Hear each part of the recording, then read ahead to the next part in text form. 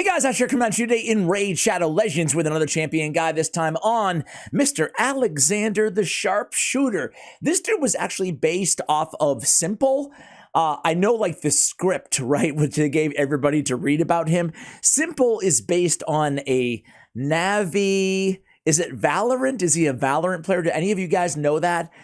Despite covering video games for a living and working in the video games industry, I am woefully ignorant when it comes to like esport superstars. But this champion was based on a esport legend, you know? Anyway, his name was Simple. Shout out to Simple. I'm sure you're watching this video. I love Aleksandr The Sharpshooter, says Philip. We have another request here. Not a lot, but Alfonso Luis Vallejo looking for a UDK, Alexander Ronda, and Vizix. I think that we've done Vizix, we've done Ronda, we've done UDK, and after today, we'll have done Aleksandr The Sharpshooter as well. Let's take a look at this dude.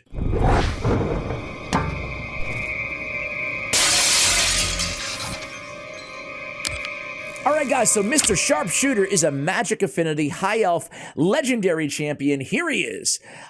Dude, would you guys love to have yourself be a Raid Shadow Legends champion?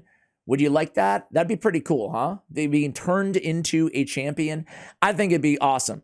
Going in there to the studio and putting all the things on your body to track your movement and getting your face in the game and whatever. Anyway, here he is. He has 29,000 reviews, one of the most reviewed champions in the game because he was a freebie. Kind of like Ronda, kind of like UDK, kind of like Sun Wukong, Artak. He was one of those login, Deliana, login, and you get him after 7 days of logins. So the ratings are not very good on this guy, but I'm here to tell you, controversially, I'm sure, that he's not that bad and he's not that good. Let me rephrase. He's a champion who can definitely give you utility, right? And that's more than you can say about every legendary in the game. Let's talk about why. He's an attack-based champion on his A1. He's got a 50% chance of placing it free, 75 against Orc and Ogryn tribe factions. He's got this whole faction dynamic in his kit. I'm not a big fan, but, you know, it's there. It's there. At least he has a 50% chance of a freeze normally. Although, you know, it's an all right ability. Arctic Warfare, it fits the name, right? Spray Down is his AoE on a 3-turn cooldown. He has a decreased defense on a 3-turn, 100% land rate when booked. Also has the big version of Weaken against Ogryn and Orc factions. It's almost like if it was just an AoE decreased defense, it's almost like you'd feel better about it, but just it's a tease that it has the Weaken in there too, right? At least to me. Either way, an AoE decreased defense is solid, right? It's not as special as it once was, but it's still solid. Born to Win attacks one enemy, removes all buffs from the target. He'll do that before attacking if they're from the Orc or Ogryn tribe. Again, we'd love to have that just before attacking, generally speaking. Anyway, that's it. His base attack is 1432. It's a little, maybe average, maybe a little bit below average for a legendary attack-based champion. His speed is average. His defense is a little bit below average. His HP is, you know, average-ish. Accuracy in all battles on the aura. What does HellHades.com say about this dude? They give him a 3.5 overall rating. That pretty much aligns with his in-game ratings. What do they say here? Where is he best used? Basically nowhere. No, I'm just joking. Traditional dungeons, and I agree with that. Traditional dungeons, Eternal Dragon, Dark Fae, Frostbiter. Arena, a 4 out of 5. And here's the thing about Aleksandr, right? He can smack, right? He's got a very, very, very big boy nuke on that A3. Single target, but it's nice, right? And then the AoE decreased defense as well. So certainly he can be a very competent debuffer in any of dungeon progression in this game. Furthermore, in faction wars as well, right? Doom Tower waves, faction wars, secret rooms, in all traditional dungeons, specifically, I would say Dragon and Ice Golem, he can be a viable debuffer there as well. He doesn't have a double hitter on his A1 for Fire Knight, so I probably would not grade him a 3.5. I might give him like a 2. 1. I think he's pretty poor in Fire Knight. Good for the waves, but there's a lot of debuffers who are good for the waves, you know, who can add more utility outside of that too. It's not like he has any turn meter or anything like that. He does have the freeze for Fire Knight hard, but I don't think there's that many people running him in Fire Knight hard because of that one-time 50% freeze on the A1. Anyway, a 3.7 multiplier on the A1. That's very good. Very, very hard-hitting A1. He's got a 4.6 on the AoE. It's pretty solid. That's the decreased defense. And then he has a 7 multiplier on the A3 Born to Win. That smacks, man. That smacks. So all said, all things considered, I mean, he can deal some pretty nice damage and be a competent debuffer. Let me give you a comp on this guy. I think that a champion like Abyss, who has an AoE on her A2 and then a hard-hitting A3, is sadly a lot better because she's got a similar kit in some ways. A 1 hit on the A1 and AoE decreased defense, same thing as the A2 as well. But then the A3, it's like a hard-hitting AoE nuke, whereas we have a hard-hitting single target nuke. But I think it's like, I would say a notch or two below an Abyss, that's about it, I guess, in terms of what I feel about this guy. Let me show you how I built this dude, right? He is in double cruel and a divine crit rate. I think that Savage, Lethal, early game Lifestealer, Bloodthirst, I think those are going to be great sets for him. You do need accuracy on him, so I think a lot of people will be running him in Perception gear as well. So we want accuracy, speed, crit rate, crit damage, and then enough survivability to stay alive, and attack percentage.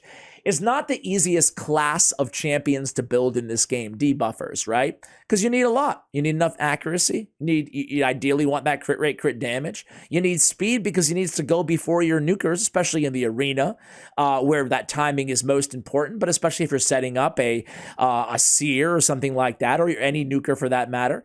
And then we want attack to scale up his attack and survivability so he doesn't die.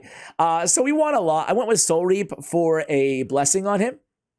I think that Cruelty is another viable option for him, as well as Crushing Rend. You could also go, if you did want to run him on Fire Knight progression, you could go with Phantom Touch in that scenario as well. I have accuracy on the banner. I think it's definitely the way to go there. I have crit damage on the amulet. I have HP on the ring because we do need survivability on this guy. We do not want him aggroing the mobs, right? He's not going to be able to tank for us. We have a crit damage on the gauntlets. We have attack percentage on the chest, and we have speed on the boots. I think it's worth saying here, guys, that if he's dying, nothing wrong at all with this dude with just going crit rate on the gauntlets, or in the early game, just going crit rate on the gauntlets, even going with, HP percentage on the chest. I think that's totally fine, right? I would sacrifice attack if there's any risk that this dude would die, especially for faction wars. In the arena, I would prioritize speed and accuracy a lot more, even if it means sacrificing some crit rate and crit damage. Because in the arena, he's going to be your debuffer, right? He's going to be the debuffer on your team. My bad, I didn't show you the Masteries either. He's going to be a debuffer / damage dealer. I went with these Masteries here, guys. Let me move myself out of the way real quick. I came down, I picked up Helm Smasher. This is actually the build that I first built him on when he came into the game a couple years ago. But it's still fine. Support, came down Master Hexer to extend the duration of his decreased defense. You could definitely make the argument that, you could put Arcane Celerity on him. I do have kind of a bit of a arena nuker build on him with the Helm Smasher and the Ruthless Ambush, but it's still viable for wave clearing content. I would just say if you're using him against a lot of bosses, I would go War Master instead of Helm Smasher, but I don't know. I think that you can make a case for either. Okay, now let's go into battle. I'm going to start off in a Doom Tower Secret Room. There's one that on this hard track right now that is attack champions only.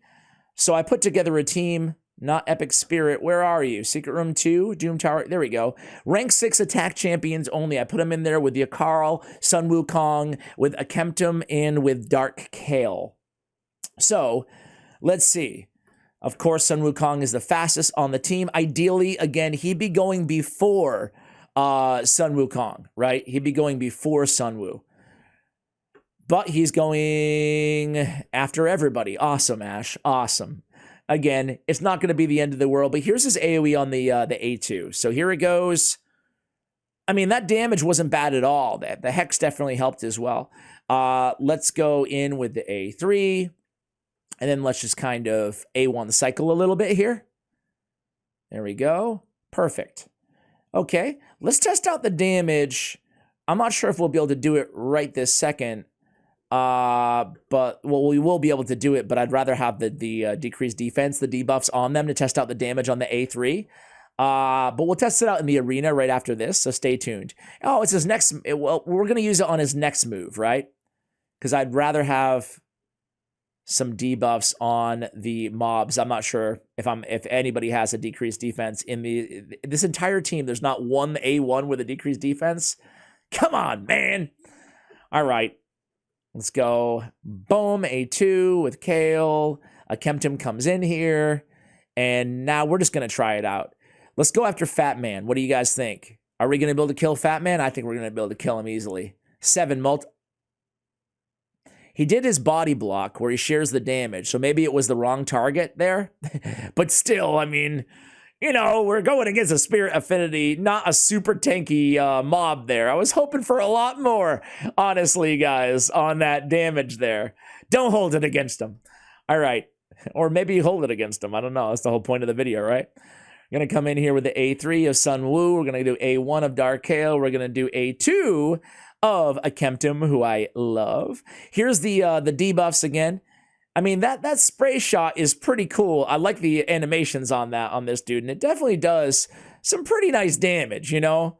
He's definitely not an elite nuker. I don't want to give that impression, but he's competent.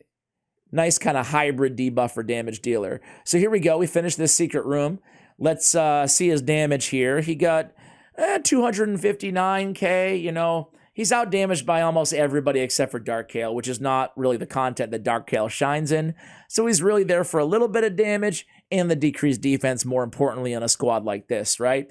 I don't know. Were you guys impressed by that? He is, I hate to say it here, guys, but I kind of agree with Hell Hades. Not that I don't hate to say that I agree with Hell Hades, but I hate to say it, but like I agree with Hell Hades and the in-game ratings. I think he's like a 3.5 type champion, you know? The amount of hate this guy gets, though, just in the community at large, I think it's because he was free and so underwhelming compared to every other free champion ever released in the game. I think it's unfair, right? The amount of hate he gets. He's a competent, look at all that damage. I mean, it's a go first team that they didn't go first. But, I mean, he can dish out some damage and debuff at the same time.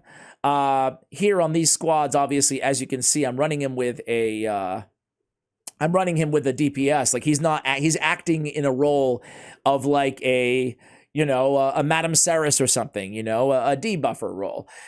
We have a nuker going after him is the idea. I think the arena and faction wars are where he's best served. However, I do think that he's not like endgame in either of, well, I think you don't need an endgame, right, in the arena. But I don't think he's endgame arena or anything like that. But let's farm in your Great Hall with a dude who will definitely help you out a lot in faction wars or in just random dungeon debuff or progression. I think you could do worse, you know? You could do worse. 50k, that was his A1, you know? Let me do one more battle really quickly here, guys. Then I'll go pick up the kiddos from school after this. So gonna have to make this one a short one after a couple 20-minute plus, almost a 30-minute I had the other day. I did Morrigan, by the way, yesterday on the channel, so check her out as well. I'm going to debuff. Hopefully I don't kill everybody. We don't. I'm going to come back, but Nogdar is going to kill everybody. That son of a jackal. Yeah, he is. Yeah, he is. I just want to test out the A3 before I let you guys go. All right, guys, I just wanted to find a tanky team before I let you guys go because I want to test out that A3 damage. And honestly, this little squad that we just kind of threw together here is... look at this, stone skin on everybody. I kind of want to come in here and steal somebody's stone skin. Let's go against annoying Emic, huh? And we don't. It gets blocked. Womp womp. Dude, no one wants to see his A3, man. No one wants to allow me to see this dude's A3 right now. I just want to see a quick damage check, that's all. Can I have one team that I can actually take a turn against, please? I don't even care about winning. Care about doing a quick DPS check. That's all. All we need to do is come in here and come back around after he lands it. Okay. Of course, the easy way here. Did he not land it on? Did everybody resist?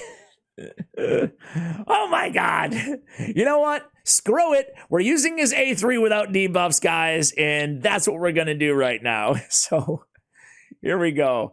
Let's see if I can pop somebody off. Steal all these debuffs. Come in here and do this, kill her, and you better Aleksandr, be able to one-shot this Sify. I'm giving you a layup. 40K against Sify. That's the A3. That's Aleksandr the Sharpshooter, guys. Let me know what you think of this dude. Overall, I think, like I said, Faction War Arena Progression champion, little dungeon progression as well. He's not the worst, not the best. Not every champion's going to be. Keep the champion guide requests coming in the comments below, guys. Much love, and as always, take care, guys.